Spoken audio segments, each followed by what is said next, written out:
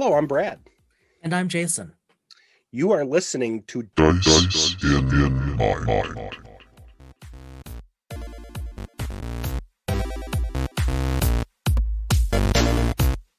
As we record this, we've had in this time period, we had 2022's Disney D23, where they've talked about all the Marvel and Star Wars and New Willow and all sorts of stuff. And then stuff came out. Yeah, and then you had Star Trek Day. Yep, just days before. And so, literally, there has been, if you're a sci-fi fantasy, what you're saying is that our brains, we're a little bit mush mid-weekend right are going to explode because of all of the teasers.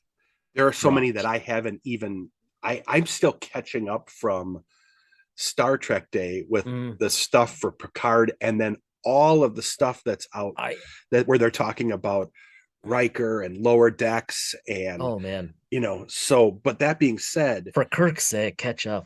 Yeah, there we go. One of the things that we talk and somewhat joke about is just we haven't had time to play. And there are so many games. I keep books on my desk of the games that I want to play and that I've been reading about. We'll get to that in the GM corner. But one of the games we always talk about D&D a lot. Yep. We talk about Modern Age and even stuff from our friends at Green Ronin. But one of the games we always talk about that inevitably comes up every week at a minimum, even when we aren't recording. I almost texted you today saying, I really want to play. Yeah, see, is Star Trek Adventures. Yep, because we really want to play. We want to play.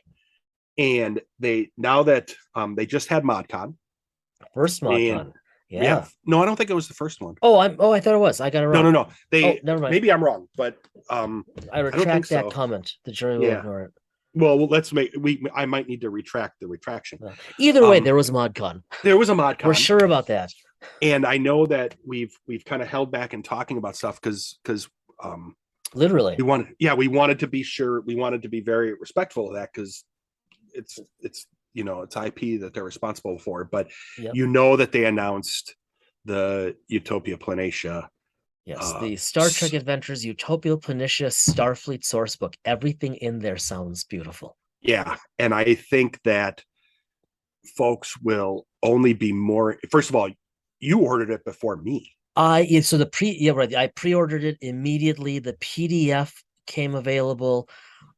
Oh man, what are we talking now? Maybe 3 in the past few weeks, right? Yep. It's been a bit of a buzz in the past few weeks, and it is spectacular. But we've been sitting, like you said, we've been literally sitting on 2 full interviews, waiting for ModCon to pass so we could share the upcoming discussions. And we don't have to, we obviously will introduce Jim Johnson, who's joining us, project manager. Who's that? Yeah, that's right.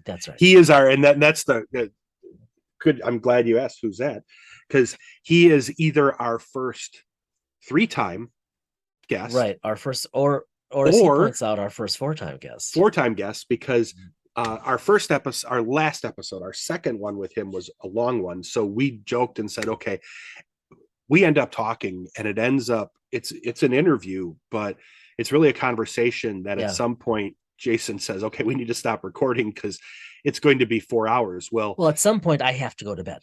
Yeah. Well, and last time we were like, oh, we should have probably made this 2 episodes. I called it the Megazode. Right. And now this time we decided to make it 2 episodes. And if we hadn't of all 3 of us decided, okay, we probably at some point need to stop. We could have had 3. Right. We could have had a trilogy. Yeah. So we broke this Megazode up into 2. Yep. And because Jim was, as always, so good about sharing his work on the project, his thoughts behind the project, the creative impetus for the project. And he'll just share. He just shares every time. Yeah, and you'll hear him talk about the history of this book and how this was the book that he's wanted to do and help and lead on for a Yeah. long time. I think it's his love letter to Trek, honestly. That's what I thought. It was right. Yeah. It by no every book that comes out is phenomenal, but this is the one, if you hear him talk, he's been wanting to write. And all of the contributors, you can tell all of them this was a labor of love, and them including material. And you hear me talk about the Star Trek Online, which I love. I literally got giddy about it. So yeah, I got giddy about it. But so did Jim. I mean, he's a good friend of the podcast, and he is man, does he do a service to Trek. But Brad, like you said, I think that's a really important codicil before we transition, because as we'll hear across this week and next, so many of the people who worked on this source book are exceptional. And like Jim said, he goes out of his way to find the people who are the most knowledgeable and write to that. But I will tell you, everybody out there in podcast land, when the hardcover finally arrives at my mailbox, and it's going to be a while, and that's okay. When the hardcover arrives, that's probably going to be the source book to end my job.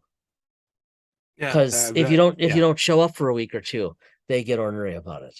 Well, and you've been a Starship. I mean, you've collected Starship books, and I shouldn't even say collect. You get Starship books and you pour over them. It's not something that it's not a showpiece book. No, I don't collect anything. Right. No.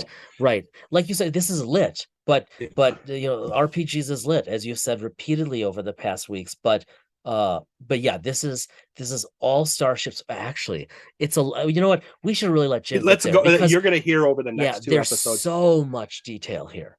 Don't go into this thinking it's just a book about Starships. There's a lot of Starships, but you're going to hear so much more. Yep, and because we haven't said it yet, there's massive world building potential out of this source book, but not in the typical ways most of us are useful, and we're going to get into it. Yeah. So we should remind everybody who Jim is. I don't know how they wouldn't know, and drop in there.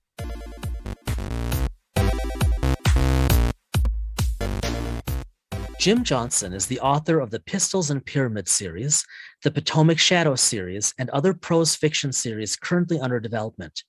He has written sundry other pieces of fiction, including several stories published in the Star Trek universe, and has freelanced for pen and paper role-playing game companies, including Modiphius, Star Trek Adventures, Decipher, the Lord of the Rings RPG, and White Wolf, Mage the Ascension.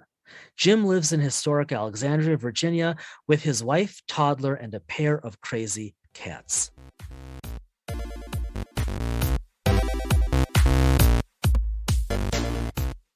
So, we may as well start, I jokingly say that GM Corner now, because really the only thing that's going to be on GM Corner for me is a PDF file that I got during a recent pre-order for some book that's apparently coming out that we'll talk with Jim about here in a minute. But Jim, thanks for joining us today. Again. Again. So this is 3. You are now officially a co-host of the show, because you've been here a couple times, but lots to talk about. Yeah. Oh my God, yes. And I won't list it off here. We'll let it come organically. But let's start because I think the first thing we're going to have to talk about, no matter what, I think anything else we talk about is just going to fall by the wayside if we don't talk about the Utopia Planitia Starfleet Sourcebook that you announced. Before we jump into it, I just want to say thank you for having me on the show again. I almost feel like Steve Martin on Saturday Night Live, right? He was the frequent guest host, kept coming back, and now I almost feel like being the 3 time. Is it the first 3-timer that you've had so far? You are, yeah, and when you come back for your 5th interview, we'll send you the smoking jacket. Well, it's an orange and black smoking jacket, the official colors. Okay, Right. So, but we're gonna send you a red and black one. Don't read into that. okay. I almost feel like it should be like one of Wesley's sweaters, right, from TNG, like the multicolored sweater, all the different rainbow colors and stuff, or whatever he had. Either that or Jake Sisko's sweaters with all the multicolored stuff going on. Lower Decks, Mike McMahon and his illustrators, they are nailing the 90s Star Trek sweaters. Yeah, they are. They really are. Mm-hmm. I have some very embarrassing graduation pictures of some of those sweaters that I wish my mother would burn. My daughter saw a photo of me a couple months ago, and they're like, "What is that?" And I'm like, "It's a cardigan." And you could almost see, the chill run down them. Oh, I thought they were going to say, "What is that?" And you're going to be like, "Well, that's hair." Yeah. Oh. Wow. Yet another reason why it's an audio podcast. Yeah, exactly. Face is made for radio. My God. No, but seriously, this the Utopia Planitia Starfleet Sourcebook. Did I get that right? You did. Okay, good. I keep feeling like I do that backwards. I've been just referring to it at home and in my head canon as, and I mean it, the Sourcebook. I mean, you guys have come out with some beautiful stuff before, but this is incredible. I mean, this has nerdgasm all over it. Now you've made it an explicit podcast because you put gasm at the end of something. I mean, like before you logged on, Jim, when Brad and I were just getting queued up and chatting, we were talking about the original tech manual, right? And then of course there's the TNG tech manual, which is a wonderful thing. It is. I can think of no higher compliment than you and your team have essentially created a new tech manual. I mean, it's incredible.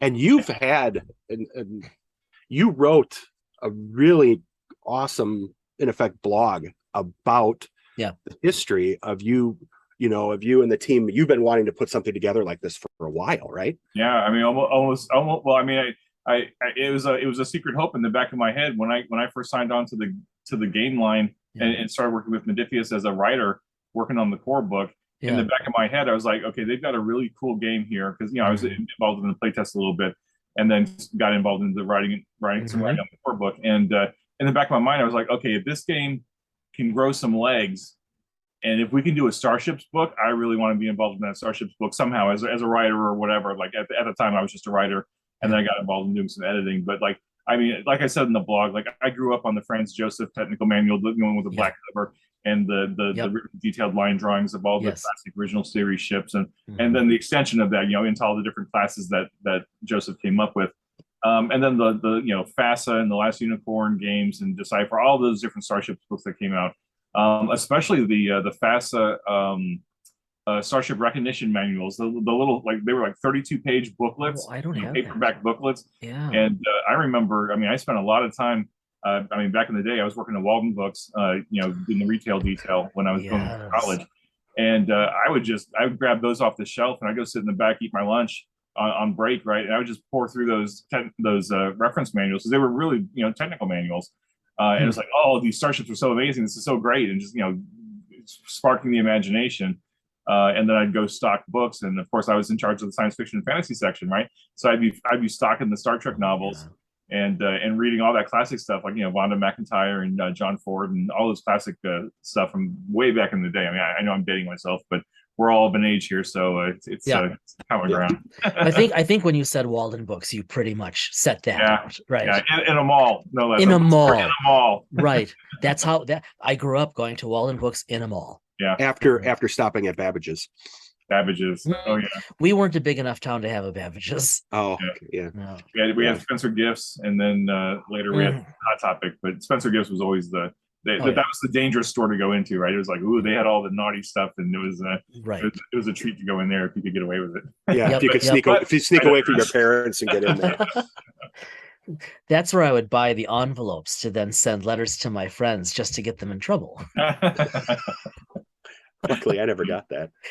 Well, much like I wasn't really a friend at that point. I was just, we didn't know each other. Yeah. Yeah. So, okay. So, because we have a lot of like questions and curiosities about the creation of this. I mean, you've been on other interviews, and there's been there's been a lot of information coming out, walking through this on blogs and whatnot. Just so fascinating. Of course, we have it. I mean, like Brad said to me when I ordered it, he's like, "You don't pre-order anything," and I mean, I was like watching, just waiting for this thing to come available so I could pre-order it. I mean, there was no hesitation. But a few things, took a few notes because there's so much in the source book, and just the source book itself, a few things stood out to me, and I wonder if you want to comment on any of them. And I'm just gonna shoot them off, and then wherever we go, we go. Okay. I think the notion of the ship as a major character or as a character is beautiful, and it's so clearly Star Trek. But it seems that throughout the source book, you and your team reiterate that just to make it crystal clear to the reader, the GM, the player of, look, this isn't a backdrop. This is a fundamental element of the story if you choose, and this thing can evolve. That's fascinating to me. I just want to mention quickly, because I didn't expect it, there are random tables throughout the source book to aid with not just starship creation, but with GMing, which I thought was just I maybe that would have been obvious to me. I didn't see that coming, and I thought that was a lovely addition. Like, those could have been gone and it wouldn't have mattered, but having them in there, it's like, oh, that's how I can do this, make a ship a character. I thought that was cool. And then I was really impressed that that, of course, because it's you, even the source book ends with a set of mission briefs. So right, but that makes sense, because I think this is going to be foreign for so many of us who've always dreamt about being on or playing with these ships, but really didn't have a lot of capacity source-wise, material-wise, to put those into our games. It just, I think it just, to me, it's such wonderful geekery to read through, which I want to do closely, and at the same time it really seems geared for GMs who just want to make a go of this right away. Yeah, well, you covered a lot of ground there. I think I mean, my team and I, we totally geeked out all over this book as much as humanly possible, and nice. We Aaron Palea gave me the initial outline for this. I mean, a few years ago, when I was just starting to become the project manager. Actually, even before that, I was the project manager, but I had a lot of, I was pretty well in with Sam Webb at the time, and it was like, I could take the outline, and I was like, okay, I'd really love to do this book with you, Aaron, but I just don't know when we're going to be able to make it happen. Yeah. And then eventually I became project manager, and then I found a way to get it on the schedule and make it work. But like, when I was working with Aaron on developing the outline, and then I invited the other writers in to help with the outline too, and just start picking sections and start filling it out. And we were like, oh, we're gonna go 100% full throttle, geeking out on this, pulling in as many references as we could from canon, secondary canon, all the books, novels, comic books. I mean, just all the wealth of resource material that's been out there for 56 years now. And we just knew, because starships are such a big deal for Star Trek, and there's such a huge fan base of fans that want starships. They want more space frames. I think that's probably one of the most common questions I've gotten for the life of the game since I've been on, monitoring social media, is like, when are we going to get more space frames? And it's like, we gave you a ton in the command source book, and then we were finally able to bring even more in with the discovery source book, and it still wasn't enough. Like, they always want more space frames. Yeah. And so, one of the main design choices that we wanted to make, like, we ran the Moscow chart, what must have, could have, won't have, whatever. And one of the must-haves for this book was a construction kit. What was a full-blown, here's how to build your own space frame, so that if we're not able to include the space frame that you know and love from beta canon or secondary canon or whatever, you can build it yourself. We were giving you all the tools you could possibly need to build it yourself. I managed to fit 55 space frames in here. I wanted to fit more, but it was the best I could do with the page count that I had. And I know we missed a few, that just partly because we don't have the license to everything Star Trek yet, or I don't know when it will happen, but we just don't have the license to Prodigy or Lower Decks or Strange Worlds. So by nature, we just can't include that stuff. We don't have the ability to include FASA ships, which I know was sad for some folks. But you know what? With the construction kit that we built into it, you should be able to build literally anything that you've seen in a comic book or a TV show or video games. There's tons of great Star Trek video games over the long history of Star Trek.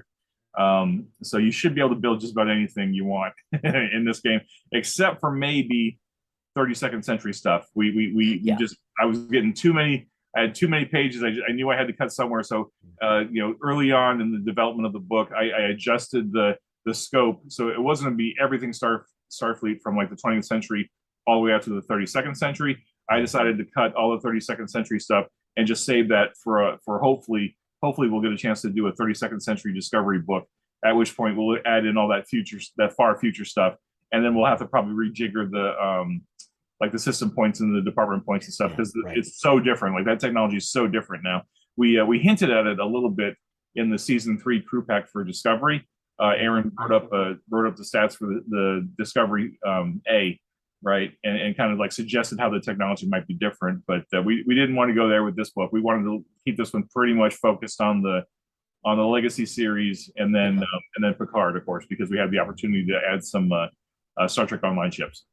Yeah. I gotta say, when I was flipping through, and I was, well, like Brad said, I was at the office between meetings. It was my first chance to flip through. I'm just, one page per on the screen at a time. Click, click, click. I see the 1701F. Have a moment of, oh my God. Then realize what's going on. Like, oh, so soft cannon. And then, of course, that was the rest of my time until the next meeting. Well, that brings up an interesting point because, was there any issue? And obviously, I don't want to ask anything I shouldn't now that we're recording, but was there any issue in looking at bringing in the online, the STO stuff in, or nope? No, not at all. I had been working on developing a really good relationship with Thomas Maroney, the assistant art director over at Star Trek Online, and he was a huge help on the Discovery book. He helped us source a lot of the ship art in Discovery. We pulled, a lot of that art, the Klingon ships and the Starfleet ships are right out of Star Trek Online. Fortunately, because they did a Discovery expansion and they had all those assets. And he was able to find some stuff at the very last minute, including like some of the other images, like the dot 7 picture that was in the Discovery book. He got us that like pretty much at the last minute, which was a huge time saver for us because it was like there was no other way we could have gotten it in. But so he and I started talking somewhere during the development of the Discovery book. Hey, wouldn't it be cool? Because I told him we're doing the Starships books next, and he really wanted to get involved in that, for obvious reasons. And I was like, if there's some way we could get some STO ships in here without Paramount having a fit, you think we can do it? Right. And in talking to our contacts at Paramount, like they are always super excited when licensees collaborate and cross-pollinate. Okay. And they're really, really excited when licensees do it without them prompting us to do it. Like they'll come out and say, oh, Modiphius, you should be working with STO, or you should be working with Star Trek Timelines just to try to get some cross-pollination going. But it's such a lift for them when we say, oh, we're already talking to the people of Star Trek Timelines, and we're already talking to the people of Star Trek Online. Is it okay if we do this? And they never push back on us on any of it. So I told Thomas, look, I think we've got room for 6 STO ships, in addition to everything else that we're doing. Pick your favorite, or pick the best 6, or pick the 6 that your fans are going to respond to the most. Let's write them up, get them in. Yeah. And he picked the 6 that he thought would work. And I think we got super lucky on the timing, because right about that time we were developing the book, Picard season 2 came out. And I had literally no idea. I think Thomas knew, but I had no idea that they were going to put a bunch of the STO ships into the first episode of Picard. So now they're canon, right? Now they're actually on screen. They're canon. They're real. They're live. And they got the high res, high quality, renders on screen. And then of course there was more of them in the finale of season 2 Picard. And so we just got lucky by putting those STO ships in. And not only are they STO ships, but now they're canon. And that's kind of cool. It's kind of cool that the timing just worked out. Yeah. Totally not planned. That's just a happy, happy coincidence, happy circumstances. And I will absolutely ride those coattails for as long as I possibly can, because it made our book that much better. Instantly, because we can get this book out shortly after Picard season 2. I guess it's 6 months or whatever, but still, that just shows that we can adapt fairly quickly and take advantage of the opportunities that are put in front of us. And put out a better product, because I think it would have been a good product without the STO ships, but adding the STO ships / canon ships now, we've opened ourselves up to a whole new fan base that may have been kind of peripherally interested in Star Trek adventures, or maybe there might be a little bit of crossover between STO players and STA players. But now there's just a whole different connection to Star Trek Adventures, because they can actually see their ships that they love to play online actually in the game now, and it changes the conversation a little bit, and that was really cool. I watched the forum still for it, even though I haven't played in a while, and it was a noticeable change when people started talking about it. Yeah, I mean, because a lot of, in some ways, sometimes STO doesn't always get the kudos it deserves for just the kind of product it is, right. And to see that cross pollination, when I first looked, I looked and saw the F, and I'm like, I had to pause and take a look, and then I had to go and look at some of the documentation stuff that I tracked, and so to see that, I even had a chance to message you about it. So, and so yeah, between Discovery and this, that's just awesome. Yeah. Another thing that really, just kind of floored me about the source book is, let me back up for a sec. I love the fact that you included shuttlecraft and other small, like I have a thing for runabouts. Right, I just think they're this cool ship. Love the shuttlecraft. Did not expect toward the end to find those space frames, because they're such an underutilized storytelling device, right? TNG, I think, actually did pretty well using shuttlecraft as at least as an environment to tell story. Some of the best episodes took place there, but then they're there. I thought that you go through all these huge ships, and it's like, here's the Yosemite, and it's or whatever, and it's just like that's so cool, Jim. But the other element in the source book that to me really stands out, and it doesn't have to be there. That's the thing. It doesn't have to be there to make this a good source book.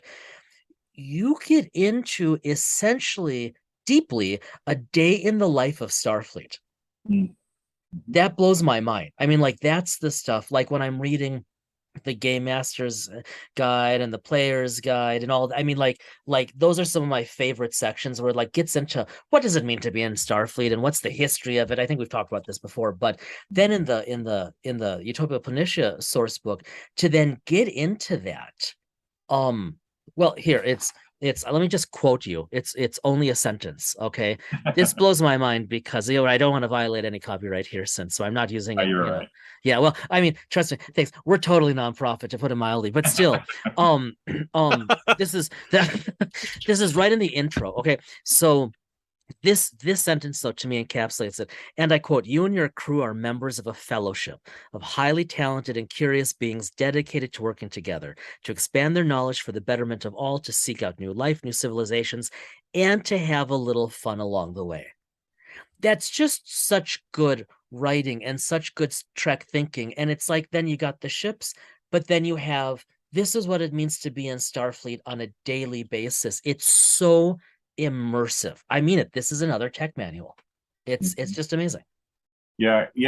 So you mentioned it a couple of times just in talking here. I really appreciate the feedback that we were able to surprise you with some of the content. Like you were expecting a Starships book, obviously, but the fact that you found other content in it that was related to starships, but that you weren't expecting to see in the book, that's manna to my ears, right? That's mission accomplished. I did it. I did what I intended to do, and what my writers and I intended to do is surprise you a little bit. We tried to do it in the Shackleton book by presenting a full-blown campaign, but also adding in a few other things that you might not expect to see, like the whole sector construction thing at the end, where you have random tables and you're creating your sector and your planets as you go. So you can kind of like create your own version of the Shackleton Expanse, plus some of the spatial anomalies that we dropped in there that you wouldn't expect to be in a traditional campaign book, but we just tried to add more stuff, plus the original species.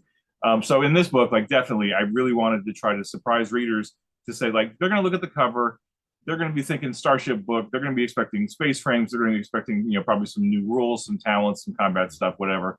But what if we just add a little bit more stuff that they maybe aren't expecting? And then of course my writers added more stuff to the outline, and they're like, hey, let's do this.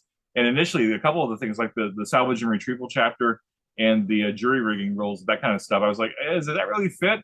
And then the more I read their drafts, I was like, oh, this totally fits, because it's going to surprise readers because they're not going to expect it in here. But once you read it, you're going to realize, oh, it totally fits the aesthetic of Star Trek Adventures, because what we're really trying to do with this game is like literally throw as many tools as we possibly can at the game master and the players and say, look, you are playing a role-playing game. And by playing a role-playing, especially a story-driven role-playing game that is full of drama and cinematic, action and whatnot, is that your characters need to know, like they don't need to know, but your characters know this stuff, even if you might not, right? So, you Right. Jane average, player on Earth may not know everything about Starfleet, but your character does.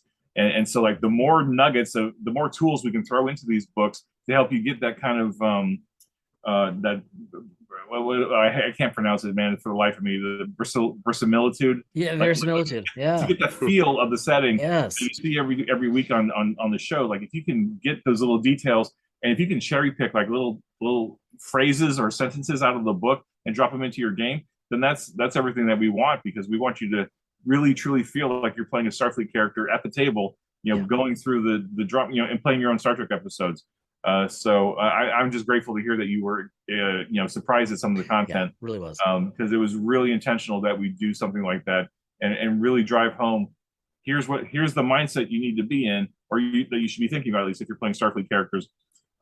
You are working together. You're a team. You're not here to earn a paycheck. You're not here to punch a clock or punch a time card. If you want to go back in time a little bit, for those of us who had time cards that we had to punch in a clock, you're there to learn and to grow and to build the storehouse of knowledge, the Federation's knowledge base. And in the great tradition of Pike, have a little bit of fun along the way. I love that quote from Pike in season 2 of Discovery. Just we're gonna have a little fun along the way. And I was like, oh yeah, that's Star Trek. That's that's original classic Kirk era stuff. We're going to go explore strange new worlds, but we're also going to get into fisticuffs with Klingons along the way, and we're going to get goofy with the tribbles on your head and all that stuff. So, trying to hit all the bases here, really. That's so cool. I'm curious. So to maybe back away for a little bit from the content of the source book, I have a feeling we're going to drift back right between Brad and me, but there's so much content, right? There's oh my god, well, and there's so much content. I've actually had to close the PDF while we're doing this right now. Oh yeah, can't be done. I just by chance I had paged to DS9 Terok Nor, and I'm like, okay, you've got back to content. You've got star bases. Yeah. That surprise. Like, that was a very pleasant surprise when I saw the star bases, because I'm like, because we've talked about this in terms of, even you put Narendra Sheshan, you updated it from Shackleton in the book. Yep. So, you've given us the ability now to have official. I don't even know how to say it, but I think the term you're looking for is a failed marriage. I have no idea what that meant, but no. Well, because we're going to spend all of our time with the source. Good point. Yes, then in that case, yes. Yeah. So, but we were totally intentional. Like I knew, like if we were going to add all these starships, I was like, Aaron, we're gonna give everybody the construction kit on how to build space frames. We've got to give them rules to build their own small craft and to build their own space stations too. Like we got to do the. If we're going to do it, let's do it 100%. Let's do the whole smash, and not just just space frames. Let's do small craft and space stations. And fortunately the rules really aren't that different from building one to the other. And I was like, I know we totally got to have them in here.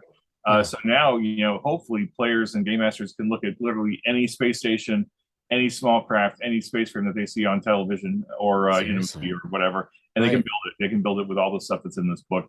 And I did want to make one point I forgot, and then you just reminded me, Jason. When you were talking about, it's what a surprise it was that we had small craft in here. And I really wanted small craft in here, and not so much from a mechanical point of view, but and you touched on this, it's because of the story. There's so much story potential in those little small craft, and you see it all the time on the series. Like how many times does a shuttle crash on a planet, and they've got to deal with whatever's happening on the planet, or they deal with each other. Like probably my favorite original series episode is the Galileo 7. When Spock and Scotty and McCoy and the other four red shirts all crash on the planet in the Galileo shuttle, and they have to figure out how to fix it and how to get off the planet. It's like that is such a great thing, because what it is essentially is is a bunch of people in a room, right, and you get drama, and it's like duet, right? You get Kira and the guy playing Maritza in a room, and like it could be boring, like with the wrong actors, it could be super boring to have two people in a room, talking at each other. But when you get it right, it's such good drama. And there have been so many good to great Star Trek episodes all across the franchise of shuttles crashing or shuttles getting abandoned or people getting stuck in shuttlecraft and then having to do the drama and the great character relationships and interactions. Like I can think of there was an Enterprise episode with Trip and Reed stuck in a shuttle. Oh, yes. I don't remember the title offhand. And they were freezing to death, and it's like that's great character stuff. And that's something that I love to put into my game sessions as a game master, because it builds character and it gives player characters a chance to get to know their characters better as well as to get to know each other. And you don't even have to roll any dice. You're just experiencing the drama of going back and forth. And it gets into the whole like improv drama theater of the mind that RPGs are so good at, and that I've discovered that Star Trek RPGs are really, really, really good at. So that's why that was my personal, desire to get the shuttlecraft in here, just because I wanted to give players and game masters the opportunity to like build a cool little space, build a cool runabout or shuttle or whatever, and then and then the unspoken, because I don't think we wrote it in here really, but if you read between the lines, it's like, and then get your players stuck in that ship, and then crash it somewhere and see what kind of drama comes out of it, right? That's the intention. Is like take these tools and then go do cool stuff with it. I think Lower Decks uses shuttles really effectively for storytelling. If you think about it, there's not a lot of beaming, right? Beaming is basically for them just bringing characters on and off of stage, if you will. But there's a ton. I mean, there's a ton of scenes, including the start of season 3, where there's just people are moving around to have character moments on shuttlecraft, and it's really, really well done. As a side note, I will say I felt this way since I was in high school. That's a sad revelation, but true. Star Trek, much if not most of what we see probably has the potential to be real sometime in the future, other than transporters. Right. And like if I were GMing, I was thinking about this as I was flipping through the source book. I was thinking, if I were to GM STA, I would find a way to basically disallow or disincentivize transporters. I would because it would be, I just think it would be so much more interesting storytelling having to, physically transport, having that interaction. Yeah. I mean, the drama, one of my favorite DS9 episodes was Hippocratic Oath, when O'Brien and Bashir crash landed. Yep. And, Bashir was trying to help the Jem'Hadar with their addiction to Ketracel White. And O'Brien, in effect, killed that off. So, and that was a shuttle crash landing, but that was an episode that was a hard-hitting ethical episode. So whether there's comedy, drama, or whatever, that's, like you said, that's a vehicle. And I think, Jason, you might have even mentioned, I don't know if it was you or me, but now that there's shuttlecraft in there and we can play with it, that actually makes it more interesting to build some, in effect, custom games for us to play. Yeah. Not that the ships wouldn't, but it just, like you said, it brings it smaller. I mean, look at the Delta Flyer from Voyager, after which you named your car, right? And your car is named? The Runabout. Yeah. I love it. The best part is my wife the other day referred to her as the Runabout. I was like, all right. Careful. Can't tell you how happy you don't want the explicit flag. Just move on. No, I was just I'm like, you good. Wow.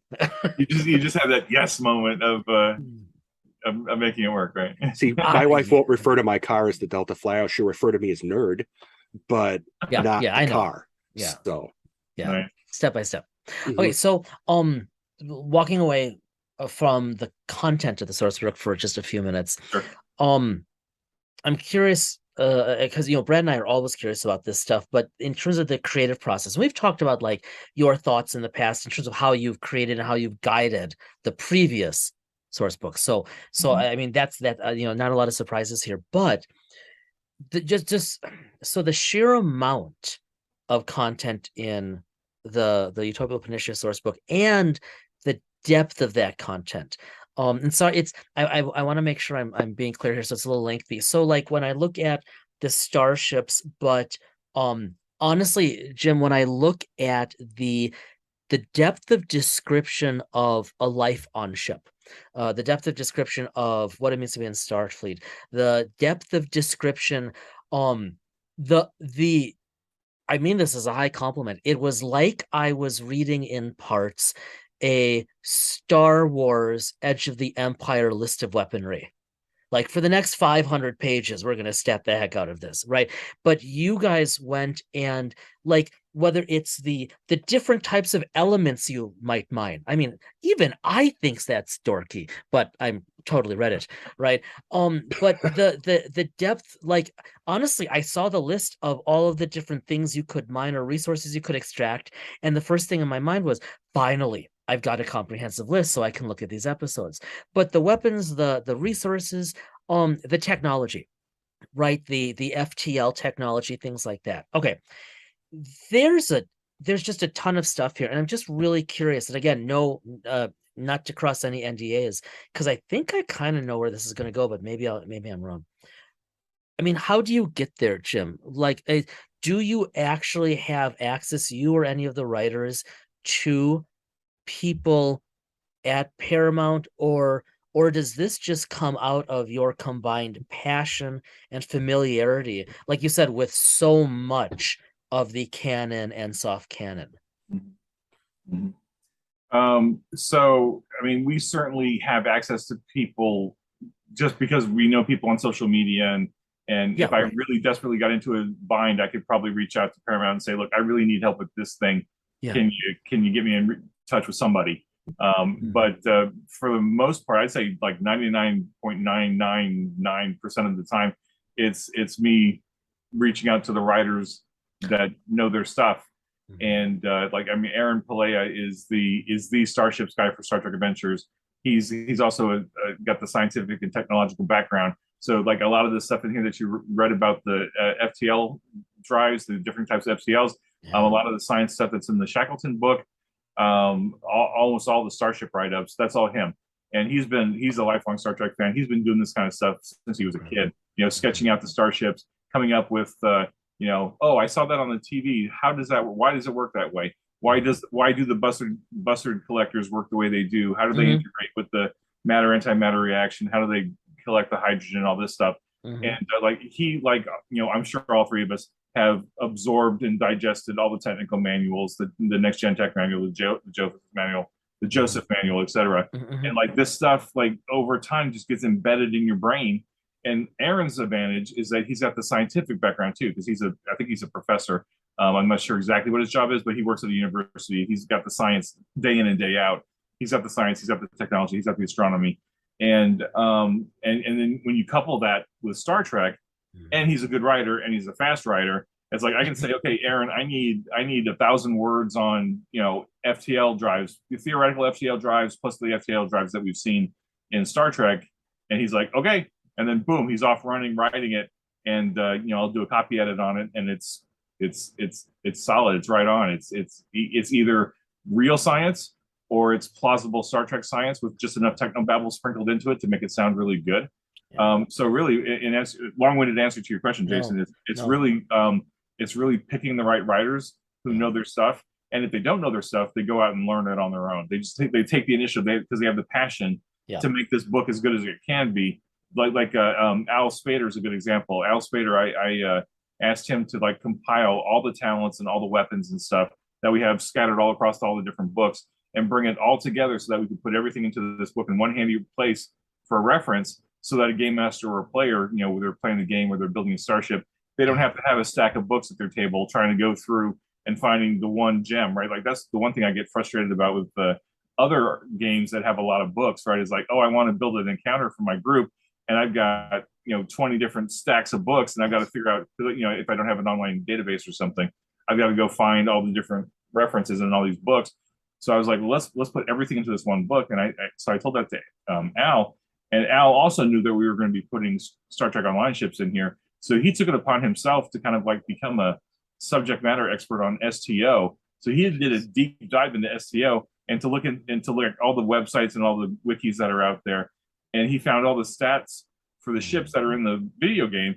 And he looked at those and he said, okay, now how can we translate these weapons and talents and special abilities into Star Trek Adventures? And so, like, when he delivered his draft, I was like, oh, I wasn't expecting all these new talents and weapons and stuff. What did you do? And he's like, well, since we're adding Star Trek Online and we're extending the timeline out to 2410, I thought it made sense to add more of this technology in here.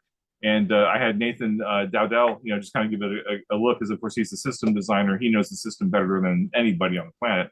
And he was gracious enough at this time that he gave the mechanics drafts a glance over, and he made a couple tweaks here and there just to make sure that they fit with the overall vision of the game.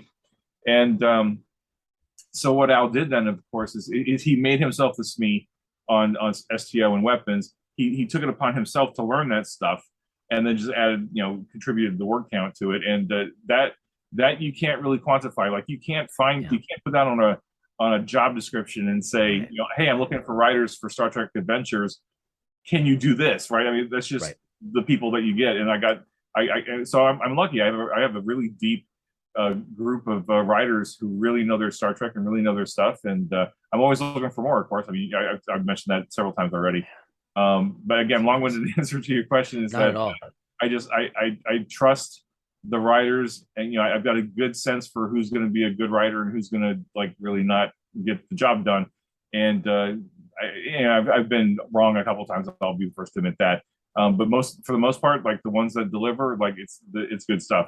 And when they deliver good stuff, and I know it's good stuff, and they're happy working with me, I'll keep going back to them and say, "Look, you did this great work in this book. I want more. I want more. I want more." And you see the proof is in the draft itself, right? I mean, they make it easy for me because I don't have to keep going back to them and saying, "Oh, I think you need more content here, more content here." Like, I mean, most of the time I'm having to cut stuff, and there's just like all the great content that's in the book. There's probably just as great content scattered on the floor that I've had to cut away just because we didn't have the room for it all. Are there no, I was just going to say that content could still be in use at some point in the future, I suspect. That is true. Yeah. Okay. There's some content that we've cut from a couple of books that I was like, oh, I really like this content. I'm certainly going to pay you for the time that you put into it, but we got to save it for another book. I think one good example is the Shackleton book. I had John Kennedy write, I think he wrote 30 different creatures or beasts or whatever, just like interesting NPCs and interesting NPC monsters that we could encounter in the Shackleton Expanse. And then that book just got bigger and bigger and bigger. And by the time I hit the 300 page count, I was like, you know what? I got to cut some stuff. So I think I went with the best 8 that he had. And I just decided that I'd hold on to the other ones because, it's in our wheelhouse. And if I can find a book to fit him in somewhere, I certainly will. But for now, it's content like that that's like, oh, we can't fit it in this book, but we'll save it for something down the road. Not to, and again, I only bring it up because the subject is similar. There's no correlation or any inside info, but I want to make sure we also cover, because we haven't talked to you since Discovery came out. The Discovery Sourcebook came out. That's true, yeah. Oh, yeah. And some of the new material that you put out online, mission briefs and some of that information as well. Mm-hmm. So just point of note that I want to make sure we cover once we that we come back to it. Mm-hmm. So, but yeah, I don't even know where to go with it at this point, just because I'm excited for what is the end. And we all know, because we've talked about this before with supply issues and all that, but when are you thinking, or when is officially what they're saying, or what you're saying is going to be the release date for the book itself, subject to change? For the print book, I think we're looking at oh gosh, it's almost September, isn't it? At least as of this recording, it's almost September. But by the time this comes out, it'll be mid-September. Mm-hmm. I think the UK will. I mean, of course, the UK is always going to get the books first because they go from Europe to the UK, and then from the UK they get on a boat to America. I think, knock on wood, realistically, I think the UK will probably get their books in October. Wow. Ish. Wow. Yeah. Depending on how the printer's going. Like, I know this time of year they get a little busy with everybody trying to push out for the holidays. Right. But all things being equal, of course, with COVID and the global supply chain and all that BS that we're dealing with, still, I think optimistically we would have the books in the UK in October-ish, and then however long it takes to get them from the UK to America. Like it's been trending 8 to 12 weeks. So I unfortunately I have a feeling that the books won't hit America until probably the new year. But that's me being pessimistic. Like, you know, things could change, and, you know, we might get lucky and get a tailwind from UK to America. I don't know. So I don't want to give anybody false hopes, but just being realistic, I think it's probably going to be October for UK. And of course, anybody who pre-ordered it from the UK website will get it shipped, you know, right away. And then America it'll probably be either right around the holidays or probably just around the new year. So the irony is I planned this poorly because we're going to be in London over winter break. Oh, man. Well, you know, I mean, you could always talk to Modiphius and they could probably cancel your order. No, it's go to a local game store in London and go pick it up. I can still do that, but it just means it means I need to stop trying to avoid the PDF. Oh, yeah. And just sit down, because I thought, okay, October, I'm a patient person. I can wait a couple months. But if we're talking more like the turn of the year, no way am I waiting for multiple months to read this cover to cover. Sure. No way. Yeah, and I wish it was faster, but I mean that's just the reality of the supply chain right now. Absolutely. You and the team have given us the PDF, so if you've pre-ordered, you have the content. You can use the content already. Right. You know, all of us want the print material, of course. I have my little, I won't move the camera, but my little Star Trek shelf right here. Yeah. No, I've moved the Star Trek stuff from the big shelf over to the little books desk side thing. That's the so I want the book Mhm. there, but Mhm. you know, being able to read it now, you know, it's phenomenal. One thing you talked about that we mentioned before we started recording is you know, by the time this launches, and I know we talked about Brad breaking the fourth wall in terms of not being able to handle timeline correctly when we record versus when we release, but Modiphius has and I don't want to misprint, or I don't want to misstate the name, but in effect their own little virtual gaming convention. I shouldn't say little, but their own virtual gaming convention, right? Mm-hmm. So you have already, by the time we have released this, had during that had a discussion about the book, right? Yeah, absolutely. Yeah. So if you haven't, well, I guess if you haven't, then you're out of luck. Do you know if they're planning to release any of those as recordings, or maybe you don't know that yet? For ModCon? ModCon. Thank you. That's a great question. I'm not sure. I should probably ask. I don't remember, because I know we've done, I think Modiphius has done 2 ModCons prior to this year, and I'm honestly not sure if the recordings are out there somewhere. I'd have to go look at YouTube or Modiphius's Twitch channel. It's a great idea, though, if we haven't. We certainly should, because I know a lot of virtual conventions do that, where they record their panels and then they make the panels available for people who miss it. But yeah, I'll bug the folks tomorrow. I mean, of course, it won't matter to your listeners now, but maybe it's a good question. It's a good question, and because it's a Saturday, right? It's a Saturday afternoon here in the States anyway, and then it'll be evening in the UK. But hopefully we do record it, and then we'll make the recordings available. But I don't know that for sure. I'll just I'll ask the powers that be if that's the plan or not, and we'll go from there. If we do, Jace, do you have anything else? I want to jump over to Discovery quick here. Well, I think we should actually I think we should give Jim a breather and then pick up next week for part 2, where Jim is going to sing for us. He asked you, not me. He asked you, not me. And that's probably a good thing.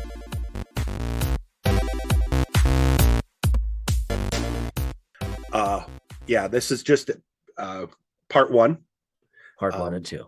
Yeah, when it comes to the Jam Corner, all I'll say is that after we talk about this, I can't remember if we talked about it when we recorded or not, but I've been reading the material, the STA stuff again as lit. We've talked about there's a couple themes that come up with us now regularly. One is world building, and 2 is RPG is lit.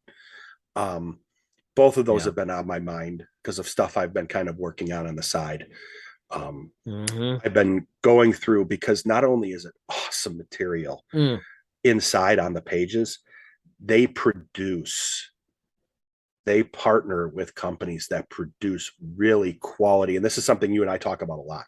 Yeah, because it matters. How quality is the actual printed paper product, independent of the PDF, which you and I have. That's right. Poured through. That's right. So that's honestly, that was on my desk before we started doing this recording. Mm-hmm. And as we move from this week to next week with part 2, obviously I have other stuff. I'm going to wait and we'll talk about that after the second half. Yeah, I'll keep mine really brief too, because what's been very much on my mind for a while now, and you all you listeners will know this if you're following us on Twitter, and if you are, thank you. If you're not, please consider it. We update a lot, and we try to share things that are relevant and that matter to us, or that are just fun. But you'll have noticed we have been retweeting a lot on the Artemis 1 mission. And as of this recording, just days before the episode goes live, because again, like Brad said, we've been sitting on these interviews with Jim. As of this recording, actually, I think just a day ago, NASA announced that they might be able to make a third attempt as early as September 23, which is way sooner than it was looking. Yeah, they thought they were looking at end of October, if I heard correctly. That's right. That's right. And, as I just keep saying to myself, as much as anything, because I am all in for Artemis, politics with it aside, pork barreling aside, we need to get back to the moon. And as Matt Kaplan, the host of Planetary Radio, or the Planetary Society, keeps saying, space is hard. And we're seeing this with Artemis 1. So it hasn't exactly been on my desk, but that's been something very real world that has held my attention hugely, in the same way looking forward into a future that does not yet but needs to exist, as the Starfleet Sourcebook, as so much of the other things we talk about. So with that, we're going to wrap it up because it's a longish episode. Thank you, Jim, for that. And just wait, because in part 1, we got warmed up. In part 2, Jim Johnson begins to sing for us. No, not really, but he does everything else. And so thanks as always. Be well, stay well. We will see you for part 2 of this interview next week.